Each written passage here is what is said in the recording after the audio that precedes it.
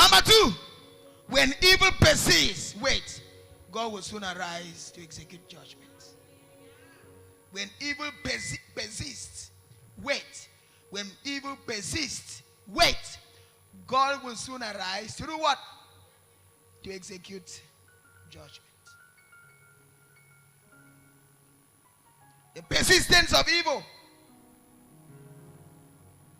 does not suggest God is not interested in defense. He will arise. I told you are going to shout with me. He will arise. Psalm 68 verse 1. There is a time God will certainly arise. And now is the time. Let God arise. And let his enemies be scattered. Let them that also hate him flee before him. So who told you he doesn't react to evil? He says when he arises, when he gets up, all his enemies will run before him helter-skelter. He has never arisen and it is easy.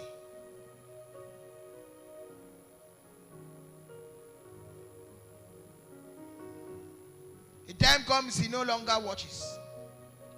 The time comes he no longer keeps quiet. Verse 2. Let God arise and let his enemy be scattered. As smoke is driven away, so drive them away. As wax melted before the fire, so let the wicked perish at the presence of the Lord. No man can withstand his presence. He said as candle melts before the fire. So no man has the effrontery to withstand the fire of his presence when he eventually arises.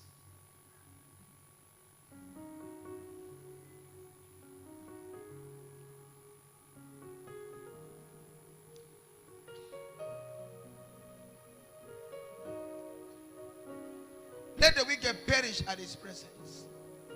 Because of time, I will ask you to arise and ask God to arise. No, sit down for 1 second. Take this home and follow it up.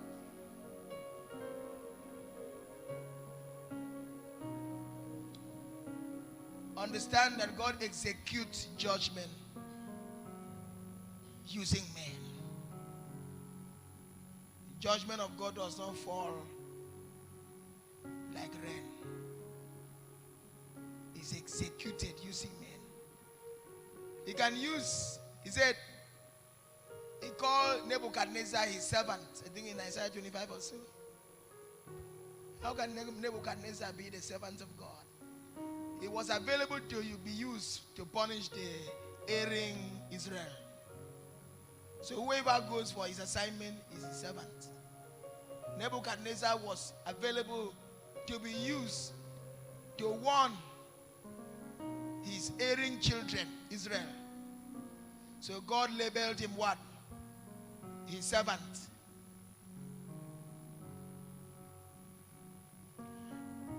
If you keep quiet, evil continues. Speak up. Now Nigeria is afraid. Small. Watch it. Can I tell you something? I'm speaking live and they are watching me everywhere. Look at this. From 1960 till today, there's not been a time the elite are careful as it is now. From the time of NSAS, the voices of the youth seems to be coming out from the cocoon. From nowhere, a campaign has started. You can't tell. From the north to the south, whether they will win this time or not. Listen to me. Whether they will win this time or not, the revolution has started. There is no way Nigeria will ever be the same again. Mark my word. The youth have risen. From nowhere, they move along with a tap, obedient. We are obedient. Obedient. You think they don't know what that means? The system knows what that means. Young people in Kaduna are shouting, we are obedient. Young people in Kano are shouting, obedient. They say somebody is stingy. They are now, instead for that to discredit the movement, they now make a banner and an apron and they write, we don't give shishi. We know they give shishi. So the campaign to discredit the movement now becomes one of the aspects of the campaign. Energy. Something that they say will sweep like wildfire is stingy. To discredit whoever is now one of the brands. We know they give shishi.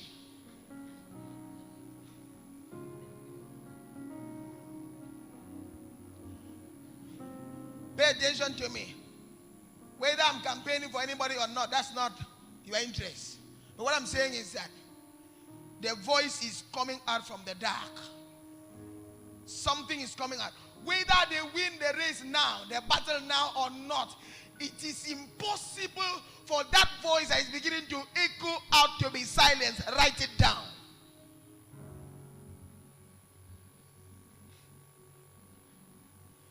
Let me tell you this.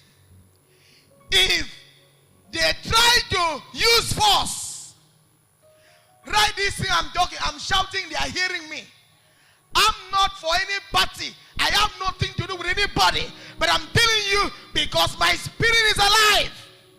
If they try to use force to perpetrate somebody, the revolt shall be greater. Write it down. There will be a mass revolt that they will not be able to stand. That's why they are talking everywhere, discrediting everywhere. It may be obedience or not, but the truth is, God is talking from the underground. A voice is coming out. A voice is coming out. And I'm interested as a person. We know to give shishi.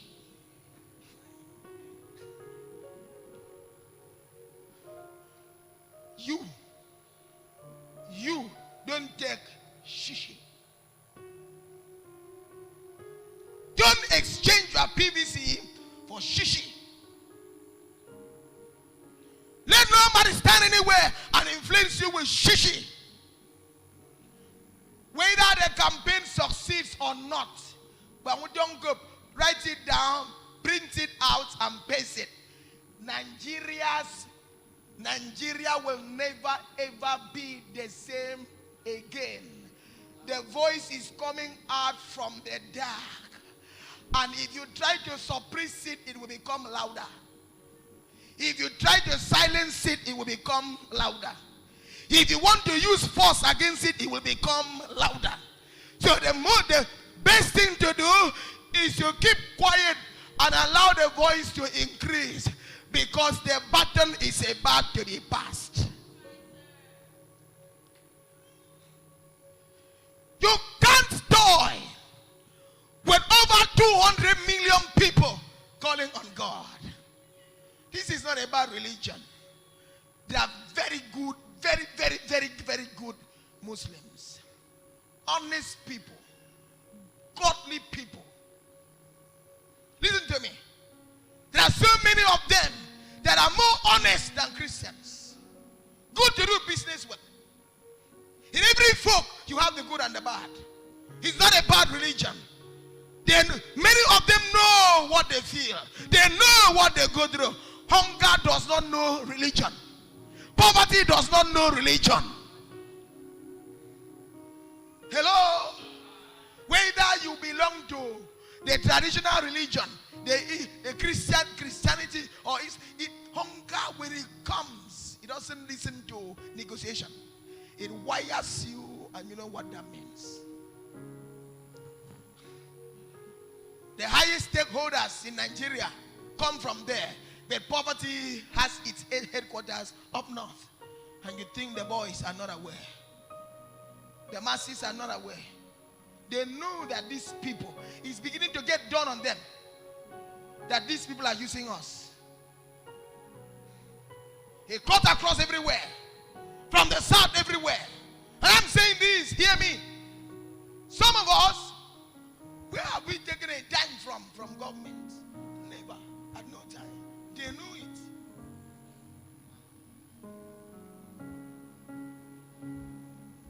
They knew it. Call me names. Call me anything you want to call me. You can't call me long throat. I don't pray to collect a dime from no man. Whether in the office or in any other office. Does it mean we don't need money? We need. We need more than those that are looking for it. If I have the money I'm looking for, I would serve God and people will know that I'm not looking for money to use and live large. What do you want in life? And say, yeah. I love nice things, good things. If I buy things, I buy good ones. But how many of them can you use? How many shoes can you wear? You know what we discovered the other day? 3 days ago. I had told my wife to go and return back all the old shoes. By fire and by... From nowhere, she went to the back of my bed and back my canvas. Carry all manner of things. Praise the Lord. And began to select. What is your problem? I'm looking for Jesus.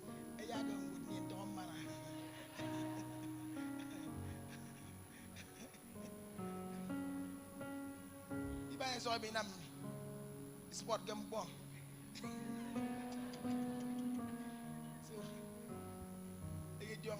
I guess I come for some more. Adidas and get the same thing. Because she has not worn for a long time. Do you know the brand new Adidas, foreign brand new Adidas, got spoiled because it was never worn. So when her own was not working, she crossed over to my own to check my own. I thought my Adidas is intact. Plus the football boots I bought. What is it? What do they call it? Boot. The boots that I bought, I've never wanted to kick ball one day. Brand new. It's in the kitty.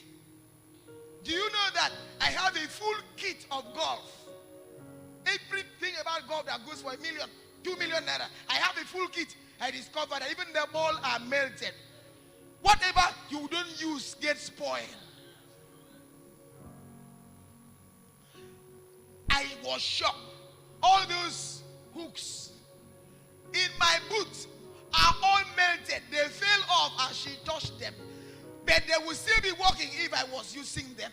So what is the fault that makes the shoes spoil? Is that you've not been using it.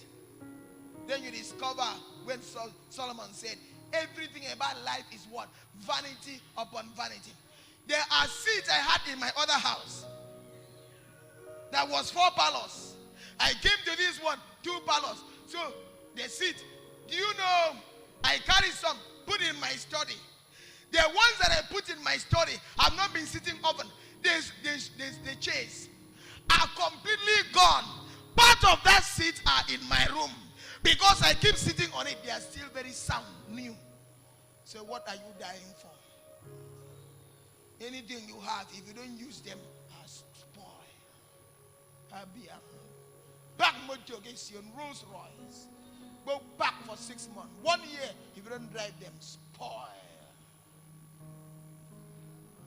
And then the summary is that vanity plus vanity is equal to. So take it easy. Whatever you have, use it and save others. Be a blessing to others and save God with it. You hear people talking about tithe. It gets me so annoyed. What are you talking about? Who forces you to pay? For what? What is your problem? No man. If you see where they force people. So now let's forget about the law, which tithe is not. The tithe of this whole church in 1 year. Of this whole church. Go to the department. Madam, the God is an album. Start. Provide the document for them to check. Anyone who is interested, go to her. Request for a record. She will give you. And check. How much is it? In a year. I don't think we have $1 million for a whole year. Not even half of it. Is that what I'm coming here to preach?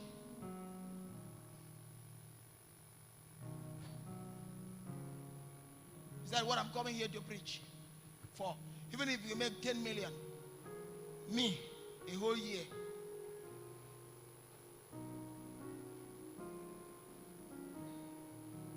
Do they even carry it and bring? It's not enough to even give the fuel money. They say they will. It is not there.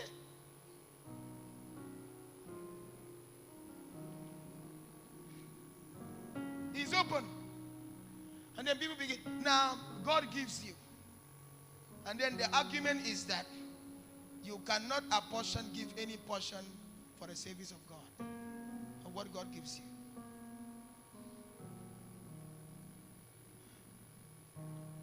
At the time, see my wife there, that I pay my personal tithe to the last kobo. That's all.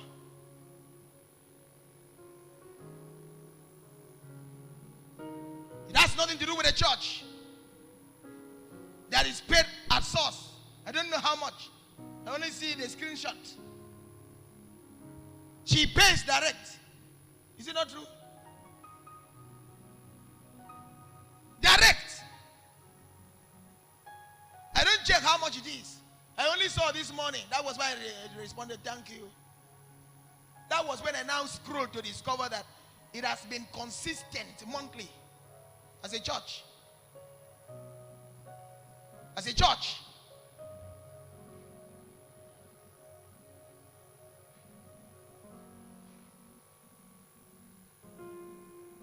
And then, if you have nothing to do with God, you have no part. God has no part in your finances. Keep quiet and live your life. Nobody looks at what you do. In this church, I'm not interested.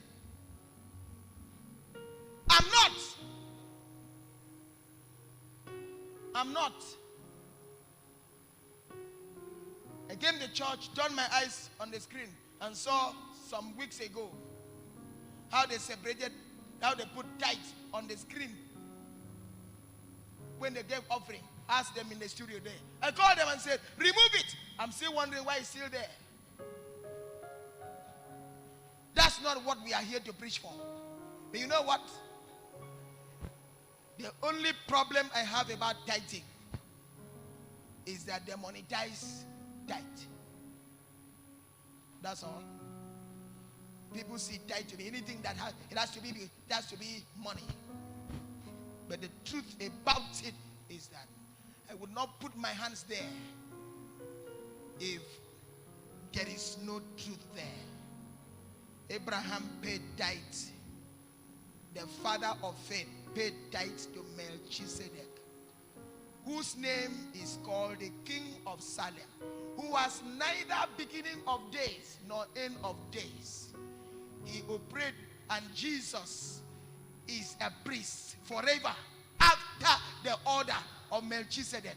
And Melchizedek was a type of Jesus Christ that has no beginning of days nor end of days. So he paid tithe to Christ. And Jesus did not come, who is a type of Melchizedek, did not come from the tribe of Judah. I mean the tribe of Levi, according to the law, but from the tribe of Judah, which was a non-priesthood tribe. So it has nothing to do with the law and the Old Testament. The Melchizedek that collected it as an eternal priest. Not a generational priest, eternal priest. His office is forever. Nobody saw his beginning. Nobody knew his end. And it was Jesus Christ, the King of Salem, which means the King of peace, who has neither beginning of days nor end of days. And that was the man who collected the tithe. Jesus Christ in the person of Melchizedek. So whatever you do it to Jesus Christ. If you are not interested, leave it. Don't bother yourself with anything you don't believe. It's a waste of faith. It's a waste of action. But I have resolved even in the morning, shortly before I heard it, that I will trail 1 naira that is given to me at random. I write in a piece of paper and take it home. Even if I dash someone in the office the money, I go home and pay it from another money. Leave it for me. It's personal. It works for me like wildfire. That's how I've paid school fees of my children that have run into millions in Seychelles. 3 in Babcock.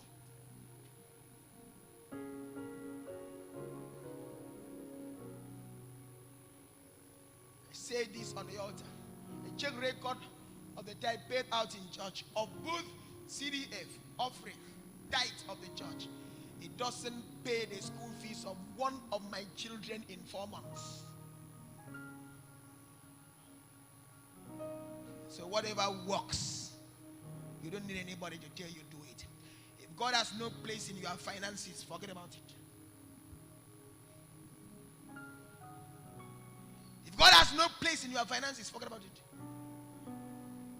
The gospel is called what? The faith. So everything works by faith. Do you know what?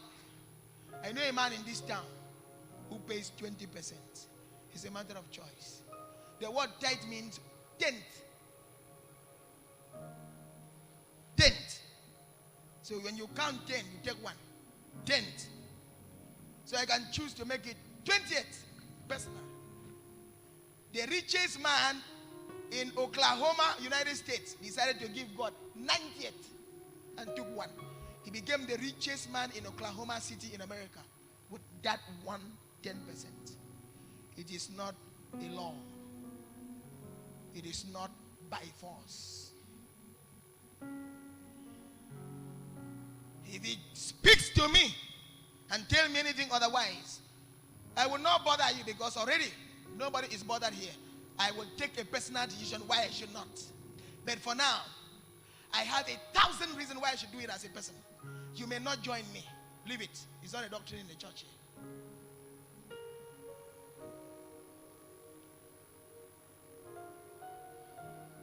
So forget about all the mumblings and all. There are people. What can't you give to God? Listen to me. If you get to, and the shocking thing is that people seem to be shouting, hooray! I am on board and I'm free now. Free. So people think that when they give tithes, maybe they do it in churches. Oh yeah, I am aware. Where they give tithes and they don't count it. They carry it and give to the pastor. At least I have an account department here, if that is done. Is that done? I don't know where it goes. Today's expenses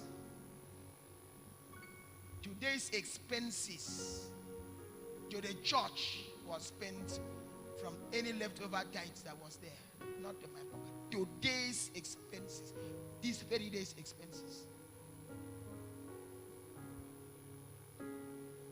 So no, doesn't go to anybody's pocket. Today's expenses was spent from it.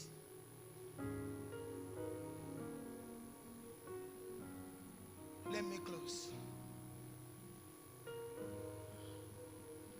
I want us to pray. I had a very good intention. You see, it just diverted because I wanted to make an address on Sunday. But I'm telling you, we have come a long way with Jesus, to the point that follow what works for you.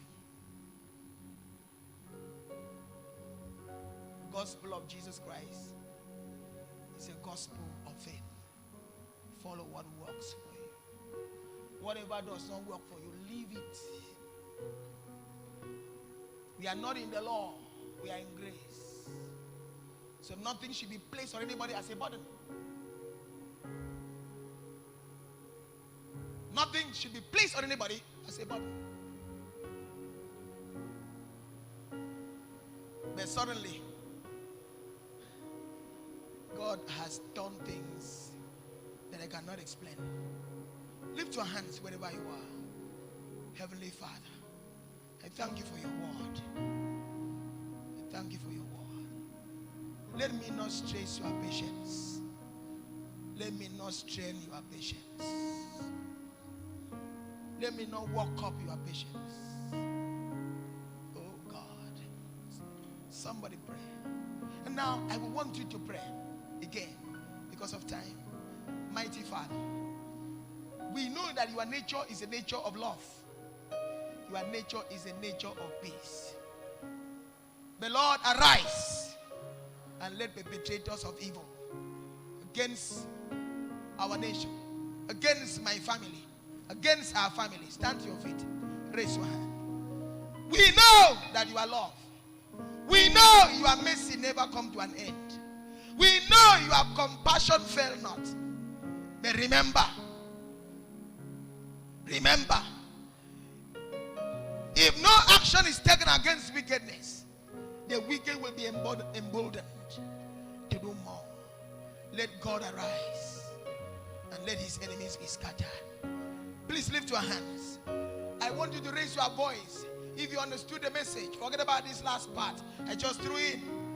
Oh God, arise! Arise! And let the wicked be consumed in thy presence. Barapa Shantaya Bada. Likantosia Bataya. He said, as candle cannot withstand the fire, as oil cannot withstand the fire, he said, the wicked cannot withstand your presence. In Psalm 68 verse 2.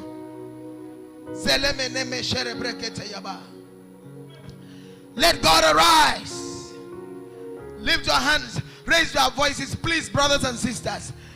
If no action is taken by us, God will not react. And if God does not react, the wicked shall be emboldened to do more wickedness. Arise. Lift your voices. Say, please, please, please. Lord, arise. Arise and defend your church. Arise and defend our nation.